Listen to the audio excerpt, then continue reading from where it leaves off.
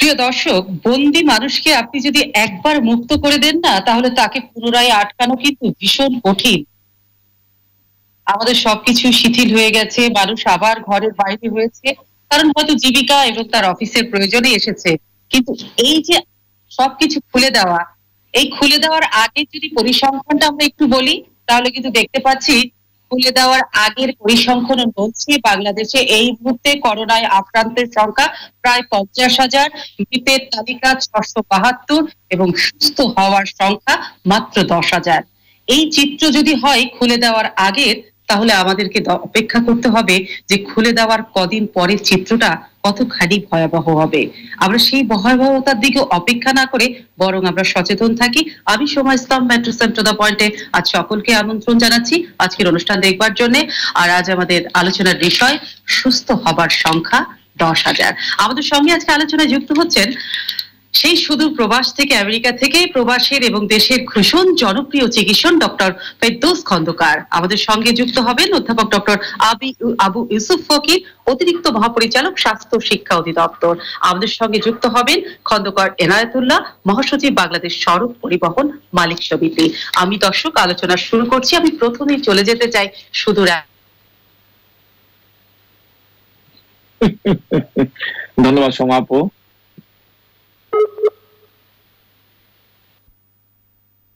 কেমন আছেন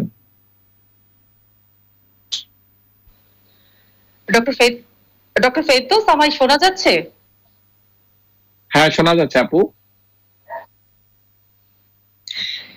প্রথমে জানতে চাইবো, এবং আমরা জানি আপনি ভীষণ ভালো আছেন, ভীষণ ব্যস্ততার মধ্য দিয়ে আপনি মানুষকে সেবা করে যাচ্ছেন, সে চিত্র আমরা প্রতিনিয়ত জানছি। কিন্তু জানতে চাই, নিউ ইয়র্ক তো 8 তারিখে খুলে যাচ্ছে, তার মানে কি নিউ ইয়র্কের অবস্থা উন্নতির পথে? জি ধন্যবাদ। খুলে যাচ্ছে এই শব্দটিকে কিভাবে আমরা দেখব সেটাই হচ্ছে কথা। দেখুন, যখন বন্ধ ছিল তখনও কিন্তু সবই মোটামুটি খোলাই ছিল। অর্থাৎ যেই পাবলিক ট্রান্সপোর্টেশন ব্যবস্থা, বাস চলেছে, ট্রেন চলেছে, শুধু ইন্টারসিটি ট্রেন গুলো চলেনি, প্লেন চলেছে সীমিত আকারে। তাই এখন খুলে যাচ্ছে, অর্থাৎ নন এসেনশিয়াল যে ব্যবসাগুলো ছিল তারা খুলে দিবে। অর্থাৎ ডাক্তারের অফিস, ফার্মেসি, গ্রসারি, এইরকম ফ্রন্টলাইনার সার্ভিস গুলো ছাড়া বাকি যে ব্যবসাগুলো আছে সেগুলো খুলবে। তাহলে কি নিউ ইয়র্ক ভালো আছে? হ্যাঁ, আমি একজন মাঠ কর্মী হিসেবে আমি নিশ্চিত যে নিউ ইয়র্ক ভালো আছে। গত 2 সপ্তাহে আমি শত শত রোগী দেখেছি, খুব বেশি হলে 2টি বা 3টি নতুন রোগী এনকাউন্টার করেছি যার করোনা পজিটিভ হয়েছে। তার মানে মাঠে ঘাটে একটি স্বস্তি বিরাজ করছে। মানুষ আস্তে আস্তে এমনি নন এসেনশিয়াল জিনিস খুঁজতে চলে এসেছে। আমি একটু থামাচ্ছি। ডক্টর ফেরদৌস, আপনি বলছেন নিউ ইয়র্ক ভালো আছে, এটা অত্যন্ত মানুষ হিসাবে আরেকটা দেশের জন্য, আমাদের জন্য বড় সুসংবাদ। কিন্তু এখন জানতে চাইবো, আপনি ওখান থেকে বসে কি দেখছেন? বাংলাদেশ কি ভালো আছে? বাংলাদেশ তো আজকে যানবাহনও খুলে গেল, সবকিছুই চালা শুরু করলো, বন্ধ ছিল। কিন্তু আপনার চোখে বাংলাদেশ কি ভালো আছে? কোন দিকে যাচ্ছি আমরা? আসলে দেখুন, সংখ্যাগুলো বাড়ছে, কিন্তু সংখ্যাগুলোর বিচার যে কোনো একটি পয়েন্টে করা যায় না। ঠিক 2 মাস আগে নিউ ইয়র্কে যা ছিল, বাংলাদেশের অবস্থা ঠিক একই অবস্থা। এই যে টেস্টিং কিটের যে স্বল্পতা, তারপর টেস্ট করতে যে চেইন, এইটি কোনো দেশেই পারফেক্ট ছিল না, যেটি বাংলাদেশেও নেই। তাই শুধুমাত্র সংখ্যার বিচারে এটি করলে আমরা ভুল করব। এই সংখ্যাগুলো থেকে আমি একটি সংখ্যা শুধু পিক আপ করতে চাই, যেটি হচ্ছে এই যে 20% মানুষ পজিটিভ হচ্ছে, এই সংখ্যাটিকে আমরা ধরতে পারি, ধরে আমরা এগোতে পারি। আর একটি জিনিস বুঝবো যে মানুষের ঘরে ঘরে করোনা রোগী দেখা যাচ্ছে, অর্থাৎ আমরা স্টেজ 4 এর মাঝামাঝি পর্যায়ে আছি খুব সম্ভবত। নিউ ইয়র্কে যখন মহামারী হলো, ঘরে ঘরে আমরা দেখলাম, এইটির সাথে অনেকাংশে মিল। তো সেইটিকে চলুন আমরা ধরে আমরা এগুই যে আমরা কোথায় আছে। আমার প্রিয় বাংলাদেশ কি এই মুহূর্তে ভালো আছে? না, ভালো নেই। কিন্তু এই ভালো নেই এর পেছনে আমাদের সবার কিন্তু একটি ভূমিকা আছে, কিভাবে ভালো করতে জানতে পারবো নিউ ইয়র্ক বা যুক্তরাষ্ট্র কিভাবে এইরকম পরিস্থিতি থেকে ভালো হলো।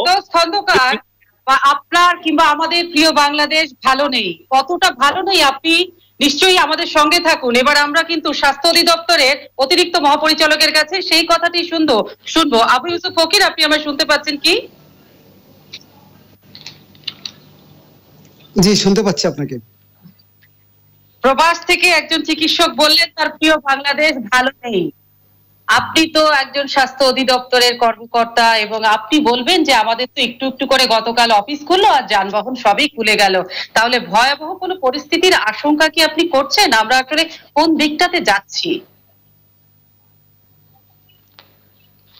নিঃসন্দেহে আপনারা তো প্রতিদিন দেখতেছেন যে আমাদের রোগীর সংখ্যা বাড়তেছে এবং এটি তো আমাদের জন্য মোটো ভালো না। তবে এটাও তো সত্য যে এক সময় আমাদের চূড়ায় উঠতে হবে, চূড়ায় পিকে উঠার পরে তারপর একটা প্লাটো চলবে, প্লাটো চলার পরে তারপর আবার নামবে। এটি আমাদের জন্য নিঃসন্দেহে এটা খারাপ দিক, কিন্তু তারপর কিছু করার নেই। ধরেন আমাদের প্রায় 2 মাসের উপরে লকডাউন ছিল। এখন যদি এইভাবে লকডাউন দিনের পর দিন চলতে থাকে তাহলে অর্থনৈতিক মন্দা এটা কাটিয়ে ওঠা খুব দুরূহ হবে। পাশাপাশি যে আমাদের দেশে যদি আমরা বলি, সত্যি কথা বলতে আমাদের কিন্তু মর্টালিটি অনেক কম। এটা আল্লাহর অশেষ রহমত হোক, যাই হোক যেভাবে হোক, আমাদের মর্টালিটি কিন্তু অনেক কম। তারপর আমি বলবো যে শুধু সরকারি সবকিছু করবে এটিও যেমন ঠিক না, আমাদেরও কিন্তু সচেতন হতে হবে।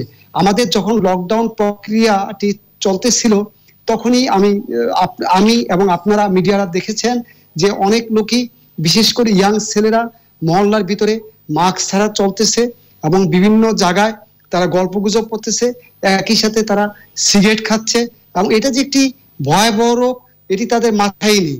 এবং তারা যেহেতু সারা বিশ্বব্যাপী ইয়াং ছেলেদের মর্টালিটি কম, আর কি কম মরে, যার জন্য এরা এটাকে ওরকম পাত্তা দেয় না। কিন্তু বিষয়টি হচ্ছে পাত্তা না যে বড় ভয়াবহতা রয়েছে, তার বাড়িতে যে বৃদ্ধ বাবা রয়েছে অথবা তার দাদা দাদি নানা নানি রয়েছে, রোগটি কিন্তু তাদের জন্য বয়ে নিয়ে যাচ্ছে। এটি কিন্তু খারাপ দিক। এখন গত পরশু আমাদের কি আমি আমার কথাটা একটু শুনেন, নিশ্চয়ই শুনতে পাচ্ছেন। আপনি এখানে দুটো কথা বলেছেন যে সরকারের একটা দায় নয়, জনগণকে অবশ্যই সচেতন হতে হবে। আবার শুরুতে আর একটা কথা বললেন পিকে উঠবে আক্রান্ত বাড়বে, এখানে কিছু করার নেই কারণ মানুষের জীবিকা আছে। কিন্তু আমরা কি পৃথিবীর অন্যান্য দেশ, যেমন ডক্টর ফেরদৌস খন্দকার কিন্তু সুদূর আমেরিকা থেকে বলছিলেন যে আমেরিকাতে যখন আক্রান্ত এবং মৃত্যুর সংখ্যা কমে গেছে তখনই কিন্তু সবকিছু শিথিল করার ব্যাপারে সরকার চেষ্টা নিয়েছে এবং সেই সব জায়গাগুলো শিথিল করা হচ্ছে। ভারতবর্ষের দিকে তাকাচ্ছি, তারা 3টা জোনে ভাগ করেছে। সেই জোনগুলো তো যেগুলো মানে স্বাভাবিক হয়ে আসছে সেই জোনগুলোকে তারা ওপেন করে দিচ্ছে। কিন্তু আপনারা বলছেন আমরা পিকে আছি, তাহলে কেন আর কয়েকটা দিন অপেক্ষা করলাম না? জুনটাই যদি পিক আওয়ার হয়ে থাকে। না, আপনার সাথে আমি একমত, কিন্তু বিষয়টি এটি সত্য যে আমাদের যে লকডাউনটি খুলেছে সেই লকডাউনে কিন্তু যথেষ্ট নিয়ম কানুন বিধি মালা কিন্তু দিয়েছে। এবং আপনার গত পরশু সংক্রামক বিধি আইন 2018 যে আইনটি জারি করেছে সেটি হচ্ছে না পড়ে অথবা সংক্রামক বিধির আইন যে আপনার ফিজিক্যাল ডিস্টেন্স এগুলো মেনটেন না করেন সেক্ষেত্রে 50,000 টাকা থেকে জরিমানা এবং 6 মাস থেকে 1 বছর পর্যন্ত কিন্তু কারাদণ্ড দেওয়ার বিধি রয়েছে। এই বিধিটি যদি প্রয়োগ হয় তাহলে আশা করি যে মানুষ আরো সচেতন হবে, আল্লাহ সেটা জরিমানার ভয় হোক। আমি প্রথমে জানাচ্ছি যে সামাজিক দূরত্ব অবশ্যই মানতে হবে এবং সেটা না মানতে অবশ্যই জরিমানারও বিধান রাখা হয়েছে। কিন্তু আজকে যে যানবাহন খুলে গেল সেখানে যে আমরা চিত্রটি দেখলাম সেখানে কোথায় মানা হলো শারীরিক দূরত্ব, কোথায় মানা হলো সামাজিক দূরত্ব? তাহলে খুলে দেওয়ার পর যে চিত্র আমরা কদিন পর দেখতে পাবো সেটা কতটা ভয়াবহ বলে আপনি আশা করছেন?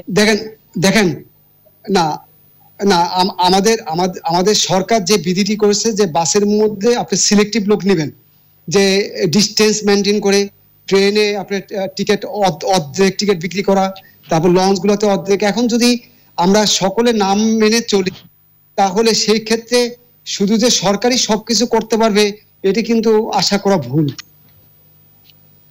আচ্ছা, আপনি আমাদের সঙ্গে থাকুন, আমি এনায়েতুল্লাহ খানের কাছে একটু যেতে চাই। এনায়েতুল্লাহ খান, আপনি আচ্ছা, আমরা দর্শক এনায়েতুল্লাহ খানকে এখনো সংযোগ করতে পারিনি, আমরা ডক্টর ফেরদৌস খন্দকারের সঙ্গে চলে যেতে চাই। ডক্টর ফেরদৌস খন্দকার, আপনি শুনতে পাচ্ছেন? আপনি?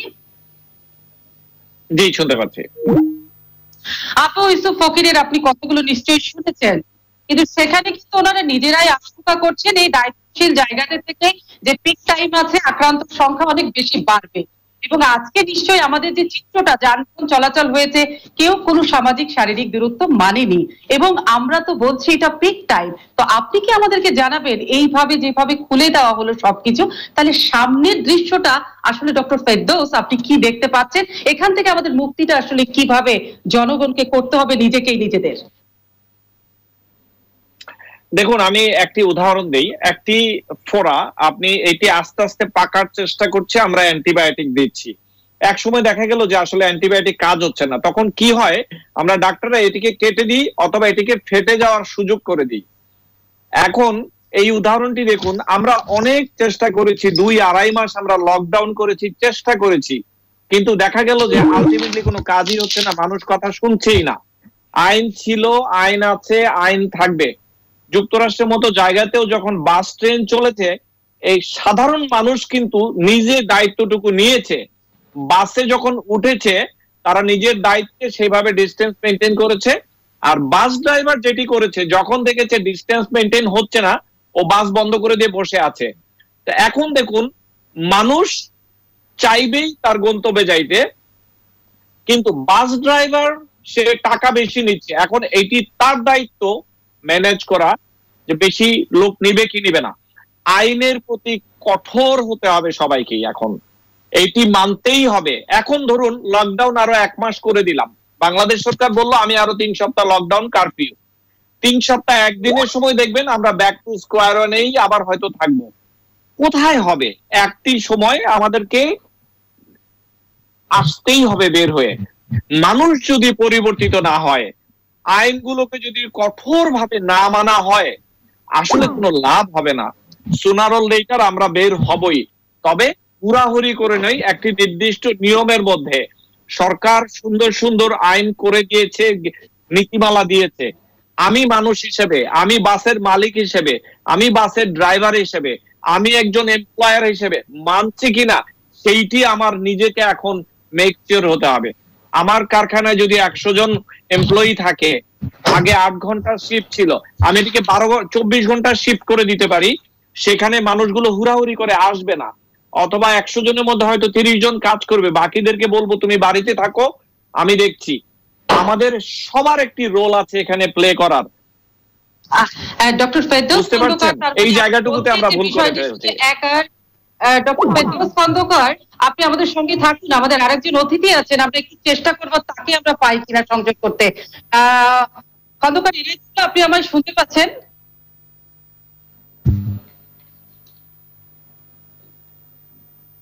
খন্দকার ইনায়েতুল্লাহ, আপনি কি আমায় শুনতে পাচ্ছেন?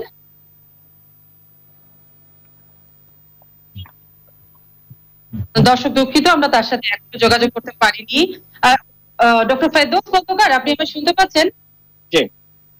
জি, পাচ্ছি। আপনি বললেন শুধু সরকারের একার পক্ষে, তো আসলে কোনো দেশের সরকারের একার পক্ষে এই করোনা মোকাবেলা সম্ভব নয়। জনগণকে সবার আগে নিজে সচেতন হতে হবে, উদ্যোগী হতে হবে। কিন্তু আমি আরেকটা বিষয় আপনার কাছে জানতে চাচ্ছি, এই মুহূর্তে সবাই বলছে হার্ড ইমিউনিটি দিয়ে নাকি করোনাকে মোকাবেলা করা সম্ভব, এটা সবাই জোর দিচ্ছে। আসলে এই জায়গাটা কতখানি সম্ভব বাংলাদেশের প্রেক্ষাপটে, যে হার্ড ইমিউনিটি দিয়ে করোনা মোকাবেলা সম্ভব করতে সবাই?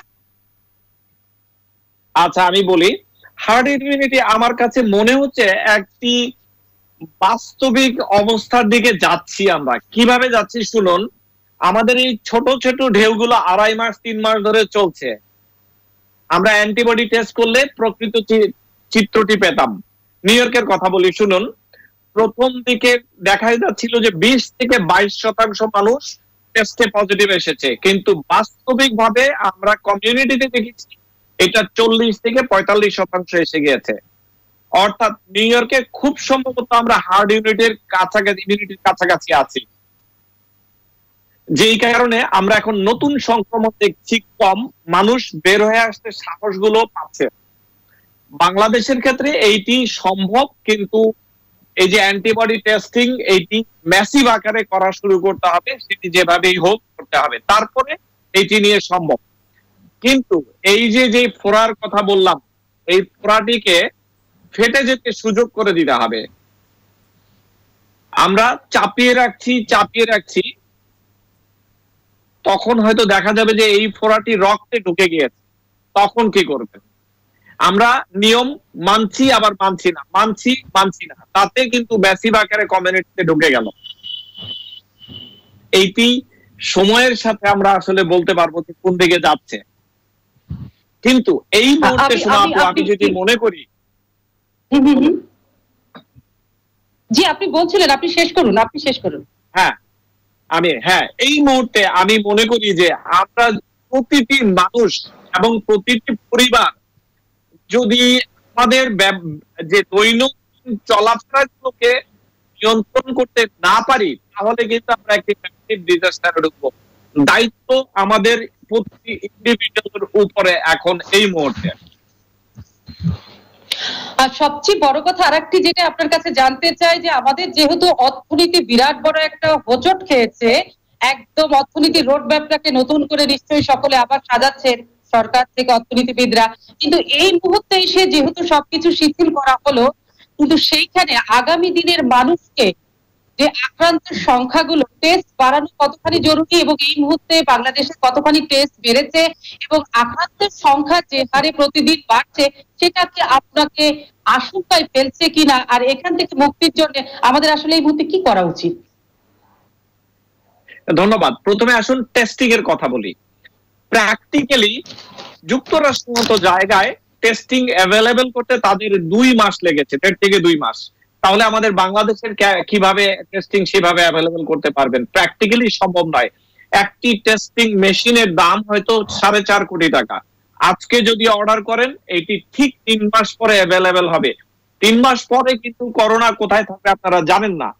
তাহলে আমরা টেস্টিং এর উপর ভর করে যদি আমরা মনে করি সামনের দিকে ম্যানেজমেন্টে যাব, প্র্যাকটিক্যালি এইটি সম্ভব নয় আমাদের দেশগুলোতে, সত্যি কথা। তাহলে কিভাবে করতে হবে? আমাদেরকে ক্লিনিক্যাল ম্যানেজমেন্ট এবং প্রতিরোধের দিকে যেতে হবে। তাহলে সেইটি কোথায়? হয় সরকারকে 1 মাস কারফিউতে চলে যেতে হবে, আর না হলে মানুষগুলোকে তাদের নিজের ব্যবস্থাপনায় প্রতিরোধে যেতে হবে। 1 মাস এই মুহূর্তে কারফিউ করা দুনিয়ার কোন দেশের পক্ষে সম্ভব নয়। সেই দিকে চলুন নাইবা গেলাম। মানুষগুলোর উপর সেই দায়িত্ব আসলে আমার উপর, আপনার উপর। প্রতিটি পরিবার থেকে একজন মানুষ হয়তো কাজে যাবে, তিনি কিভাবে কাজে যাবেন সেই ফরম্যাটটি তাকেই হ্যান্ডেল করতে হবে। এই আসল কথা হচ্ছে এইটি এখন সত্যি কথা। টেস্টিং এর দিকে আমরা হাঁটলে আমরা সবচেয়ে আবু ইউসুফ ফকিরের কাছে একটু যেতে চাই। আপনি আমার শুনতে পাচ্ছেন কি আবু ইউসুফ ফকির? হ্যাঁ, শুনতে পাচ্ছি। আক্রান্তের সংখ্যা দিনকে দিন বাড়ছে, মানুষের টেস্ট করার জন্য হাহাকার। আমরা দীর্ঘ লাইন দেখছি বিভিন্ন হসপিটালগুলোর সামনে, কিন্তু মানুষ তো সেই অনুযায়ী তার টেস্ট করাতে পারছে না। তাহলে স্বাস্থ্য অধিদপ্তর, স্বাস্থ্য মন্ত্রণালয় সবাই মিলে আপনারা আসলে এই পর্যন্ত করছেনটা কি?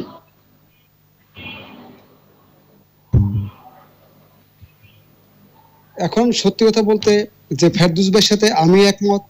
আপনার টেস্টের উপর নির্ভর না করে যদি আপনার ক্লিনিক্যাল ফিচার হয়, সেই ক্ষেত্রে আমাদের চিকিৎসা দেওয়া উচিত। কারণ অনেক সময় টেস্ট আমরা যে করতে দেই সেই লাইন পেতে দেরি হয়, পাশাপাশি টেস্টের রিপোর্ট পেতেও কিন্তু আমাদের 2-3 দিন সময় লেগে যায়। তো এই সময়ের জন্য যদি আমি অপেক্ষা করি যে আমার ট্রিটমেন্ট দেওয়ার জন্য, তাহলে তো রুগী মারা যাবে। আমি যদি মনে করি যে গলা ব্যথা, জ্বর, আপনার কাশি থাকে, অবশ্যই ট্রিটমেন্ট সাথে সাথে শুরু করা উচিত। পাশাপাশি আপনি যদি বাসায় একটি পালস অক্সিমিটার রাখার সুযোগ থাকে, আপনি পালস অক্সিমিটার দিয়ে তার স্যাচুরেশন দেখেন। স্যাচুরেশন যদি 93 নিচে নেমে যায়, তাহলে অবশ্যই আপনি যে কোনো একটি হাসপাতালে ভর্তি হবেন। আমার মনে হয় এই মুহূর্তে টেস্টটা বড় ব্যাপার না, চিকিৎসাটা বড় ব্যাপার। আপনার ডায়াগনোসিসে আপনার জীবনে বেঁচে যাওয়াটাই আমার কাছে বড় মনে হয়। আবু ইউসুফ ফকির, আপনি বলছেন পালস অক্সিমিটার রাখার কথা, কিন্তু আপনি নিশ্চয়ই জানেন একটা পালস অক্সিমিটারের দাম কিন্তু মাত্র 1500 টাকা, কিন্তু সেটি এখন বাজারে একদম মার্কেট আউট, এবং যদিও বা পাওয়া যাচ্ছে 4500 থেকে 5000 টাকা। অর্থাৎ বিপদেও মানুষের সাথে ব্যবসা করছে এক ধরনের অমানুষ। এগুলো তো মনিটরিং করার কেউ নেই।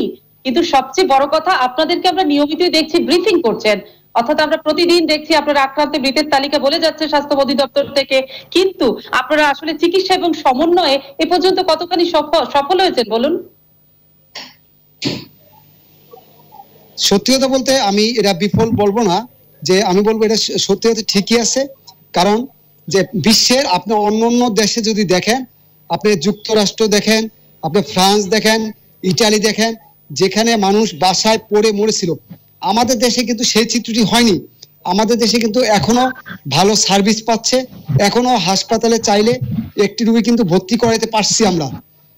হয়তো আইসিইউ আমরা সাফিসিয়েন্ট পরিমাণ দিতে পারতেছি না, এটি আপনার সাথে আমি একমত, কিন্তু আমি মনে করব সার্বিকভাবে আমাদের চিত্র এখনো অনেক দেশের চেয়ে ভালো। পোষণ করছি মানুষ চাইলেই হসপিটালে চিকিৎসা সেবা পাচ্ছে না।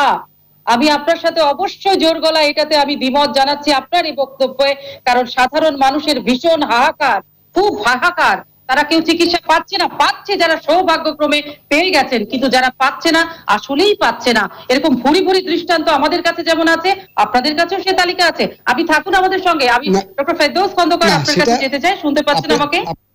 বলুন। জি পাচ্ছি।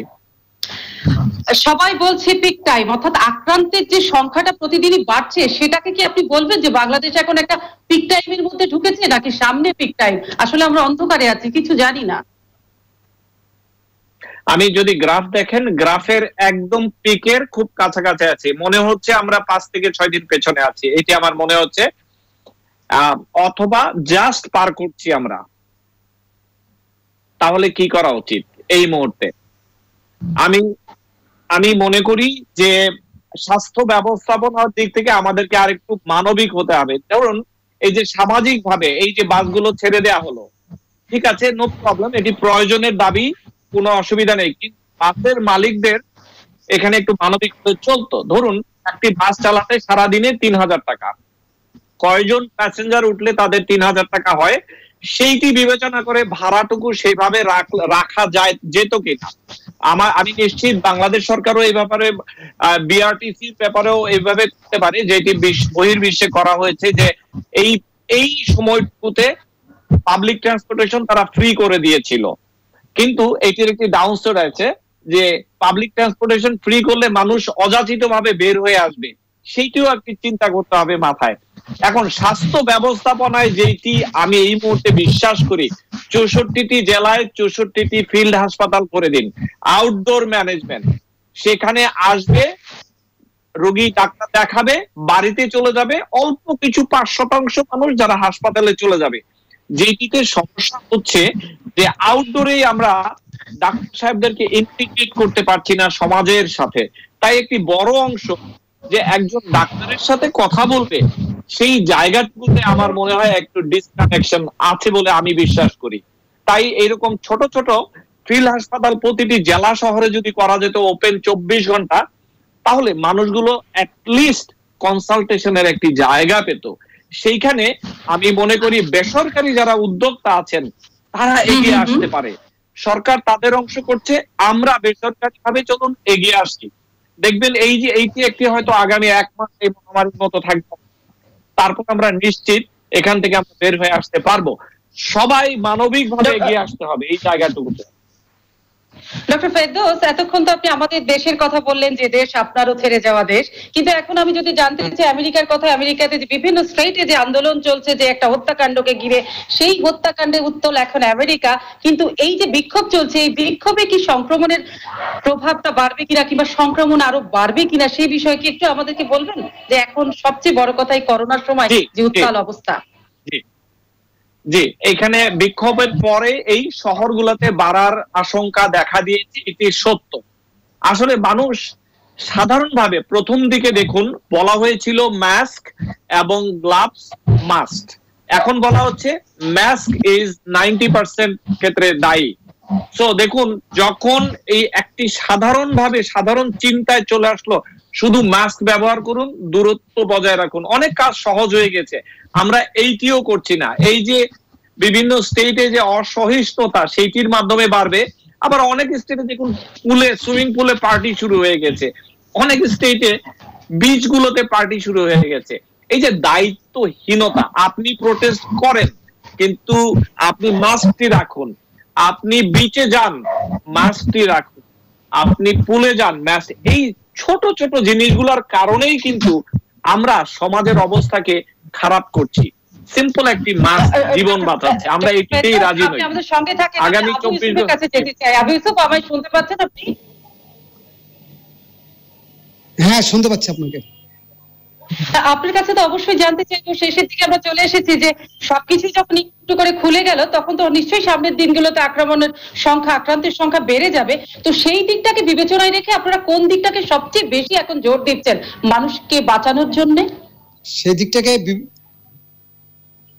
না, আমাদের কিন্তু ফেরদৌস ভাই যেটা বলেছে আমি সবই শুনেছি। সেটি হচ্ছে যে আমাদের কিন্তু প্রতিটা উপজেলায় কিন্তু কোভিড হসপিটালের 50% বেড কোভিড হসপিটালের জন্য রাখা হয়েছে, এবং প্রতিটা জেলা হসপিটালে কিন্তু কোভিডের সিস্টেম আছে, এবং সেখানে প্রচুর পরিমাণ অক্সিজেন সাপ্লাই আছে। আমার বিশ্বাস সেটি খুব একটি সমস্যা হবে না। আর আরেকটি বিষয় হচ্ছে যে আমাদের অনেক সময় সাইকোলজিক্যালি হয় যে আমি হসপিটালে ভর্তি হতে পারলাম না, আমি বাসায় কি মরে থাকবো কিনা। এই সাইকোলজির কারণে কিন্তু অনেকে ভর্তি হচ্ছে, এবং আমরা কিন্তু 1-2 দিন ভর্তি করে রেখে তার শ্বাসকষ্ট একটু ইমপ্রুভ হলেই কিন্তু এখন বাসায় ছুটি দিয়ে আমরা তাদেরকে হোম কোয়ারেন্টাইন সিস্টেমে আমরা ট্রিটমেন্ট দিচ্ছি। তাহলে যে পরিমাণ লোড হচ্ছে হসপিটালে, এই হসপিটালগুলোতে আসলে লোড নেওয়া কঠিন। পাশাপাশি আপনিও দেখেছেন যে আমরা কিন্তু আরো অনেকগুলো নতুন হসপিটাল নিচ্ছি। প্রয়োজন যদি হয় আরো হসপিটাল সরকার দরকারের রিকুইজিশন করে আরো প্রাইভেট যে হসপিটালগুলো আছে আমরা সেগুলো নিয়ে নিব। জনাব আবু ফকির, আপনারা তো আপনাদের পরিকল্পনার কথা বলছেন ঘরে বসে, কিন্তু মাঠের চিত্রটা কিন্তু ভীষণ দুরূহ। আপনি নিশ্চয়ই আমার কথাটা শুনতে পাচ্ছেন। আপনি যদি একটু থামেন আমার তাহলে শুনেন, যে আপনারা ঘরে বসে যে পরিকল্পনাগুলো করছেন, মাঠে কিন্তু সেই পরিকল্পনাগুলো টোটালটাই ভেস্তে যাচ্ছে। আপনাদের উদ্যোগটা শতভাগ সফল হচ্ছে না। বেসরকারি হসপিটালগুলো তো সেইভাবে চিকিৎসা হচ্ছে না। মাঠ পর্যায়ের কথা তো আমরা তৃণমূলের কথা তো বাদই দিলাম, কিন্তু সবচেয়ে বড় কথা যেটা অভিযোগ, যে স্বাস্থ্য অধিদপ্তরের নাকি কোথাও কোনো নিয়ন্ত্রণ নেই। আপনারা যদি কোথাও নিয়ন্ত্রণটাই না রাখতে পারেন, কঠোরভাবে মনিটরিংটাই করতে না পারেন, তাহলে আসলে তো সব উদ্যোগই বিফলে যাবে। দেখেন, আপনার সাথে আমি এটাই মোটো একমত না। নিয়ন্ত্রণ নাই এটি কথা মোটো ঠিক না। আমি আজকে সকালে Dhaka medical college, Dhaka medical hospital আমি দুইটি ভিজিট করেছি, সেখানে সুন্দরভাবে চলতেছে, এবং আমাদের প্রতিটা জায়গায় কিন্তু মনিটরিং আছে। আপনি যে জায়গায় যদি রোগীদের কমপ্লেন থাকে আমাদের কাছে আপনারা লিখিত দেন, অভিযোগ করেন, আমরা অবশ্যই সেগুলো ব্যবস্থা নিব। কেউ যদি অবহেলা করে, কেউ যদি কোনো রোগীর সাথে গাফলতি করে, সেই ব্যবস্থাগুলো আমরা অবশ্যই নিব। যে কোনো ডাক্তার যদি চিকিৎসা না দেয় সেটা আমরা ব্যবস্থা নিব। ডক্টর ফেরদৌস খন্দকার কিন্তু পিকের কথা বলেছেন, উনি কিন্তু একটা ব্যাখ্যা দিয়েছেন। আপনার কাছে জানতে চাইবো যে আমাদের যে হারে আক্রান্ত বাড়ছে, আমরা কি পিকের মাঝখানে আছি, না পিকের চেহারা এখনো দেখতে পাইনি? তো আপনারা কি বলবেন, স্বাস্থ্য অধিদপ্তর এটাকে কোন পর্যায়ে আছি আমরা? আমি একজন ক্লিনিশিয়ান, বাট কয়েকদিন আগে আমাদের এপিডেমিওলজিস্টের সাথে আমাদের একটা মিটিং ছিল। তবে সেই মিটিংটিতে আমাদের এপিডেমিওলজিস্ট যেটি বলেছে, তারা বলেছে যে আমাদের জুনের মধ্য জুন অথবা জুনের শেষের দিকে আমাদের পিকটা উঠবে। আর ডক্টর আবু ইউসুফ ফকির, যদি জুনের মধ্য দিকে পিকটা উঠতে যায়, তাহলে এই যে 1 তারিখ থেকে যানবাহন গুলো সীমিত আকারে, আসলে মানুষের জন্যই তো, আমার আপনার জন্যই তো খুলে দেওয়া হলো, কিন্তু এটাকে আরো পরে খুলে দিলে আমরা কি সংকটটাকে আরো একটু ভালো করে মোকাবেলা করতে পারতাম কিনা? আসলে জিনিসটা হচ্ছে কি, সত্যি কথা বলতে, যে আমরা যে সারা বিশ্বব্যাপী লকডাউন দিছি, লকডাউন দেওয়ার মূল কনসেপ্টটা হচ্ছে যে আপনি ডিজিজটাকে স্লো করে দিলে আমি যে ডিজিজটা হলো আমাদের হসপিটালগুলোতে ক্যাপাসিটি হবে, আমি আস্তে আস্তে চিকিৎসা দেবো। এট এ টাইম যদি অনেক লোক অসুস্থ হয়, বিশ্বের কোথাও ওরকম সুযোগ সুবিধা নেই যে আপনার সব রোগীকে চিকিৎসা দিবে। আমাদের আইডিয়াটি ছিল এটি, আর এখনো আমাদের যেভাবে হয়তো বাড়লে আমরা আশা করি আমাদের যে ক্যাপাসিটি আছে দিতে পারবো। যদি আল্লাহ না করুক বেশি হয়, সেই ক্ষেত্রে হয়তো আমাদের অন্য পথ নিতে হবে, বা ওই যে বসুন্ধরার মতো কনভেনশন সেন্টার অথবা কোনো স্কুল বা অন্য কোনো জায়গায় যেখানে শুধু অক্সিজেন সাপ্লাই, এই ট্রেডিশনাল যে মেথড গুলা, যে রোগীগুলোকে আইসোলেশন করে ট্রিটমেন্ট দেওয়া যায় সেগুলো দেওয়া যায়। আর যেগুলা ক্রিটিক্যাল পেশেন্ট, সেগুলোর জন্য আমরা আসলে সঙ্গে থাকুন আমাদের কাছে। সাথে ডক্টর ফেরদৌস খন্দকার, আপনি আমায় শুনতে পাচ্ছেন? জি বলুন। পাচ্ছি। খুব সংক্ষেপে আপনি আমাদেরকে জানাবেন, আমরা পিকের এখনো দেখা পাইনি কিংবা দেখা পাওয়ার পথে রয়েছি, তাহলে এই মুহূর্তে বাংলাদেশের মানুষকে আপনার এখন একদম জনগণকে স্পেসিফিক আপনি কোন পরামর্শটা দিবেন? খুব ইম্পর্টেন্ট একটি প্রশ্ন। দেখুন, আমরা পিক দেখি কি না দেখি, আমি প্রতিটি পরিবারকে বলবো যে আপনার পরিবারে 5 জন সদস্যের মধ্যে কোন সদস্যটি বাহিরে যাবে সেইটি নিজেরা ডিসিশন নেন। এইটি একটি কথা। এবং বাহিরে গেলে সে কিভাবে চলবে এবং সে কিভাবে ফেরত আসবে, প্রতিটি পরিবার থেকে একজনকে অ্যালাউ করুন যিনি যাবেন। এইটি হচ্ছে আসল কথা। আপনার সেফটি আমার জাতিকে সেফটি দিবে।